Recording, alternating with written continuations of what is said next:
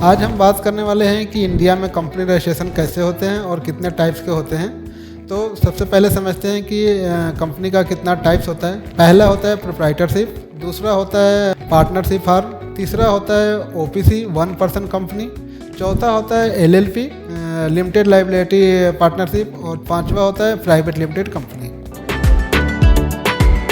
अगर आप छोटा बिजनेस शुरू करना चाहते हैं जैसे ऑनलाइन सर्विसेज, ट्रेडिंग, छोटा शॉप या फ्रीलांसिंग सर्विसेज देते हैं तो उसके लिए प्रोप्राइटरशिप सबसे कम और आसान विकल्प होता है। वीडियो को अंत तक देखिएगा क्योंकि मैं इसमें आपको पूरा प्रैक्टिकल प्रोसेस बताने वाला हूँ। तो चलिए अब विस्तार से आपको प्रोप्राइटरशिप रजिस्ट्रेशन के बारे में बताता हूँ। प्रोप्राइटरशिप क्या होता है और इसका रजिस्ट्रेशन प्रोसेस क्या होता है। प्रोप्राइटरशिप एक छोटा बिजनेस होता है, इसका एक ही मालिक होता है और सारा कंट्रोल उसी के हाथ में होता है।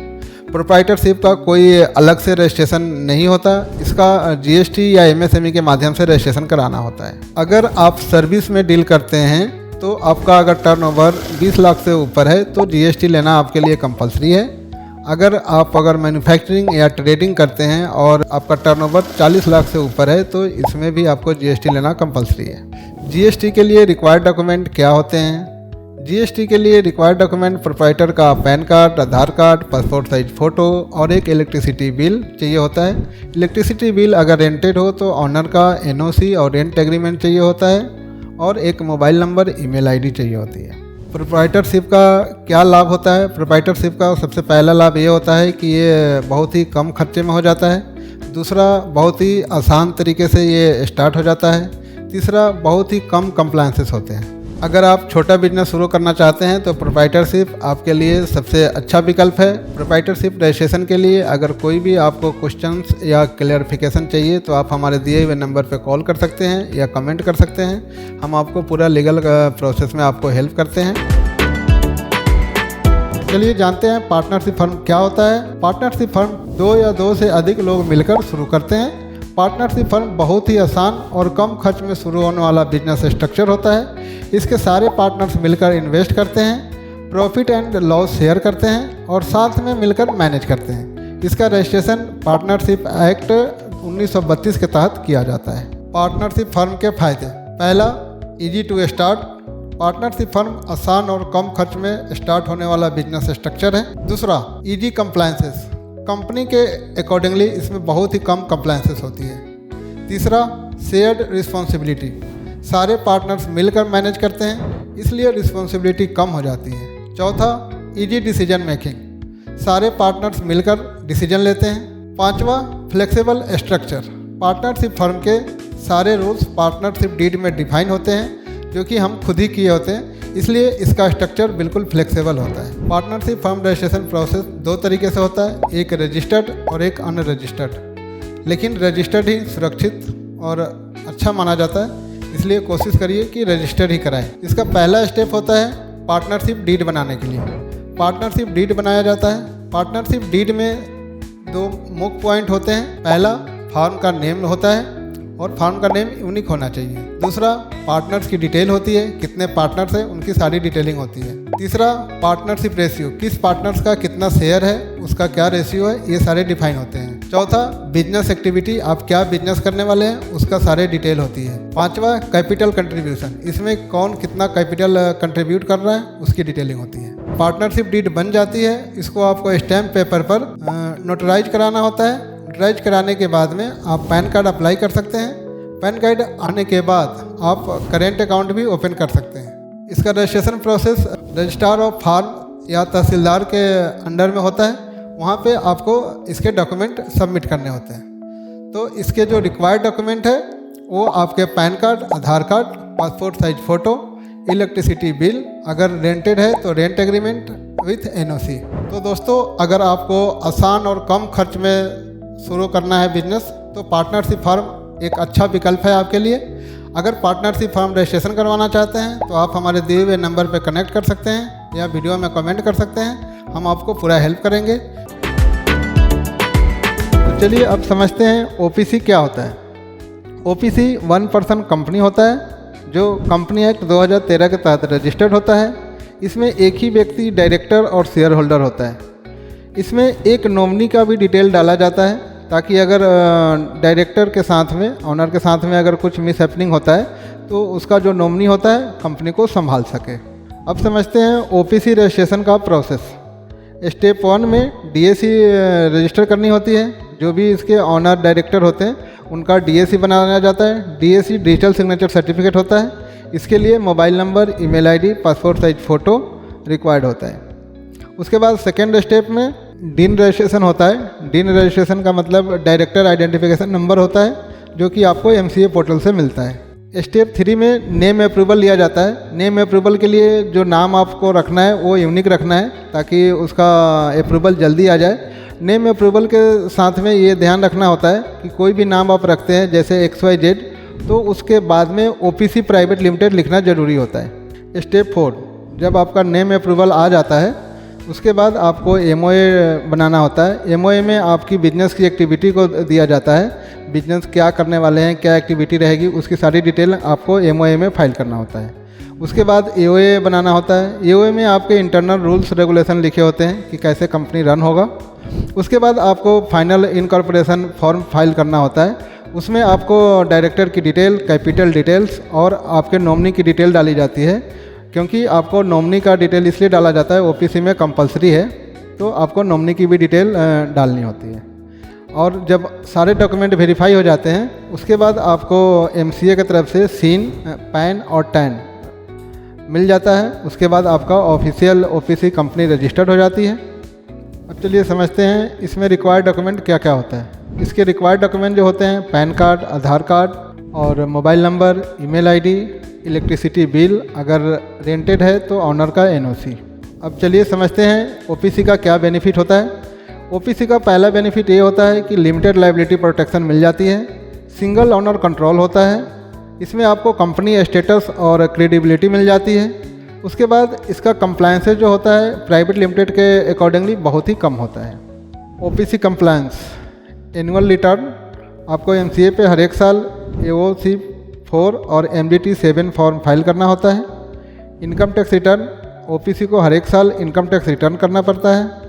बुक्स ऑफ अकाउंट में आपको कंपनी की ईयरली कंप्लायंस भरनी होती है, जिसमें आपके सारे ट्रांजैक्शन प्रॉपरली मेंटेन करने होते हैं।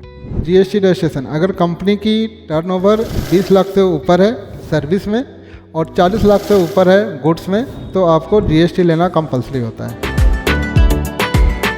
तो चलिए शुरू करते हैं कि LLP क्या होता है। LLP का मतलब लिमिटेड लायबिलिटी पार्टनरशिप होता है। इसमें मिनिमम 2 पार्टनर की ज़रूरत होती है। इसमें सारे पार्टनर्स की लिमिटेड लायबिलिटी होती है, मतलब कि अगर आप बिजनेस में अगर लॉस भी हो जाता है तो आपके पर्सनल एसेट्स सुरक्षित रहते हैं। LLP का रजिस्ट्रेशन जो है LLP एक्ट 2008 के तहत किया जाता है। तो चलिए जानते हैं LLP के क्या फ़ायदे होते हैं। LLP का पहला फ़ायदा ये होता है कि इसमें लिमिटेड लायबिलिटी होती है। हर एक पार्टनर्स की लिमिटेड लायबिलिटी होती है। इसमें प्राइवेट लिमिटेड की अपेक्षा बहुत ही कम कंप्लायंसेस होता है। नो कैपिटल रिक्वायर्ड, इसमें कोई भी कैपिटल, मिनिमम कैपिटल रिक्वायर्ड की ज़रूरत नहीं होती। LLP रजिस्ट्रेशन होने के बाद 30 दिन के अंदर आपको पार्टनर की एक एग्रीमेंट बनाई जाती है, जिसमें कैसे बिजनेस को मैनेज किया जाएगा इसके बारे में आपको बताना होता है, जो कि आप अपने अकॉर्डिंगली उसको कर सकते हैं, जिससे कि आपका फ्लेक्सिबल मैनेजमेंट हो। चलिए अब जानते हैं LLP का रजिस्ट्रेशन प्रोसेस क्या होता है। LLP रजिस्ट्रेशन में पहला स्टेप होता है सारे पार्टनर्स की DSC बनाना। DSC मतलब डिजिटल सिग्नेचर सर्टिफिकेट। इसमें जितने भी पार्टनर्स होते हैं उन सब की डिजिटल सिग्नेचर सर्टिफिकेट बनता है। दूसरा स्टेप जो होता है इसका नेम अप्रूवल का होता है। नेम अप्रूवल में 2 आपको यूनिक नेम डालने होते हैं ताकि जल्दी से वो अप्रूव भी हो जाए, जिससे आपका समय बच जाए। उसके बाद तीसरा प्रोसेस होता है इसको नेम अप्रूवल आने के बाद DPIN अप्लाई करना। DPIN मतलब डिजिटल पार्टनर आइडेंटिफिकेशन नंबर होता है, जो कि LLP में ज़रूरत होती है। इसके सारे का 3 स्टेप कंप्लीट होने के बाद चौथा स्टेप जो होता है इसका, वो आपको फाइनल इनकॉर्पोरेशन सर्टिफिकेट के लिए फाइल करना होता है, जो कि MCA पोर्टल पे जाके आपको फाइल करना होता है। वो आपका जो भी CA या CS होगा वो आपका फाइल करेगा। उसके बाद विदिन 1 वीक में आपको इनकॉर्पोरेशन सर्टिफिकेट मिल जाता है LLP का। LLP का इनकॉर्पोरेशन सर्टिफिकेट मिलने के बाद 30 दिन के अंदर में आपको LLP एग्रीमेंट अपलोड करना होता है MCA पोर्टल पे। अब चलिए जानते हैं LLP में रिक्वायर्ड डॉक्यूमेंट क्या होता है। तो जितने भी पार्टनर्स होंगे उनका pan card, Aadhaar card, passport size photo, उनका मोबाइल नंबर, ईमेल आईडी, और एक इलेक्ट्रिसिटी बिल चाहिए होता है। अगर आपके खुद के पार्टनर्स के हैं तो कोई बात नहीं है, अगर रेंटेड हो तो rent agreement with NOC owner का भी चाहिए होता है। ये सारे डॉक्यूमेंट चाहिए होते हैं। चलिए अब लास्ट में समझते हैं एलएलपी के क्या कंप्लायंस होते हैं। एलएलपी का पहला कंप्लायंस एनुअल रिटर्न का होता है। एनुअल रिटर्न आपको 30 मई से पहले फाइल करना होता है। इसमें पार्टनर्स की जानकारी दी जाती है। दूसरा इनकम टैक्स रिटर्न होता है। अगर आपका ऑडिट के साथ में फाइल करना चाहते हैं तो इसका लास्ट डेट जो होता है 31 अक्टूबर होता है, और अगर विदाउट ऑडिट के साथ में अगर ITR रिटर्न फाइल कर रहे हैं तो इसका लास्ट डेट जो होता है 31 जुलाई होता है।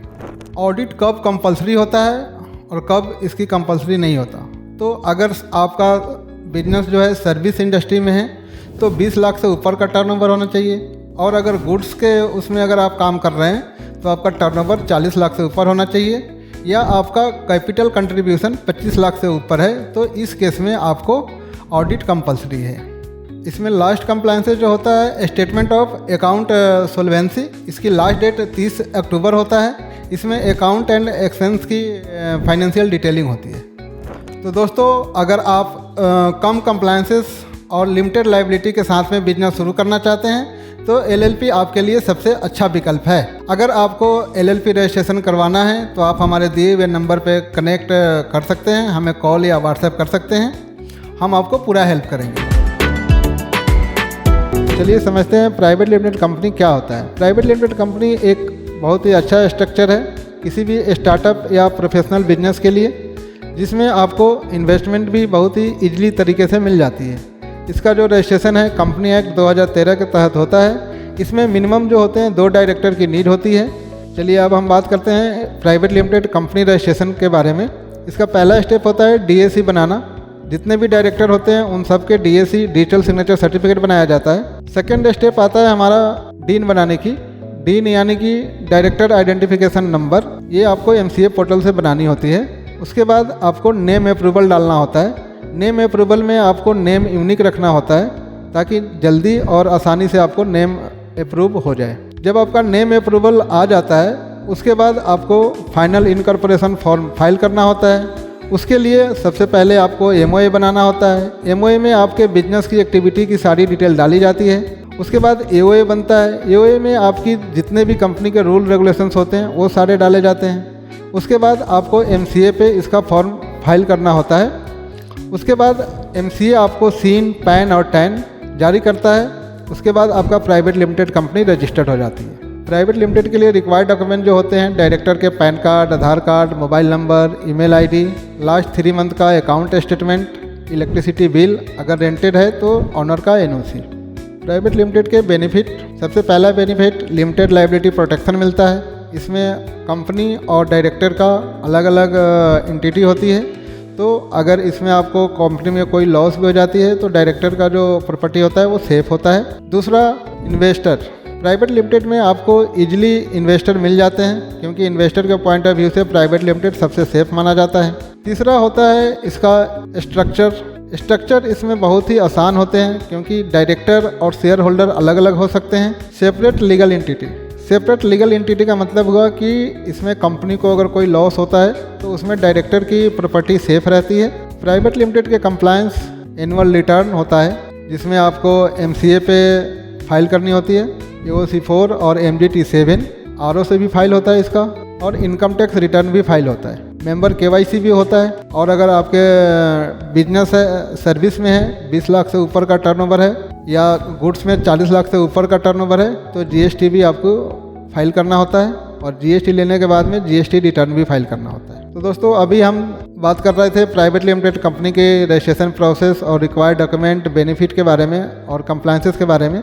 प्राइवेट लिमिटेड कंपनी एक बहुत ही अच्छा स्ट्रक्चर होता है क्योंकि जितने भी स्टार्टअप अपने इंडिया में रजिस्टर्ड होते हैं वो ज़्यादातर प्राइवेट लिमिटेड में रजिस्टर्ड होते हैं क्योंकि इसमें लिमिटेड लायबिलिटी प्रोटेक्शन मिलता है और इन्वेस्टर के पॉइंट ऑफ व्यू से भी इन्वेस्टर भी मिल जाते हैं इजीली। तो अगर आपको प्राइवेट लिमिटेड, LLP या OPC कोई सी भी तरह का कंपनी रजिस्टर कराना चाहते हैं तो आप हमें कमेंट कर सकते हैं या दिए हुए नंबर पे कॉल या व्हाट्सएप कर सकते हैं, हम आपको पूरा हेल्प करेंगे। अगर आप चैनल पे नए हैं तो हमारे चैनल को सब्सक्राइब कर लीजिए और लाइक, कमेंट, शेयर करना ना भूलें।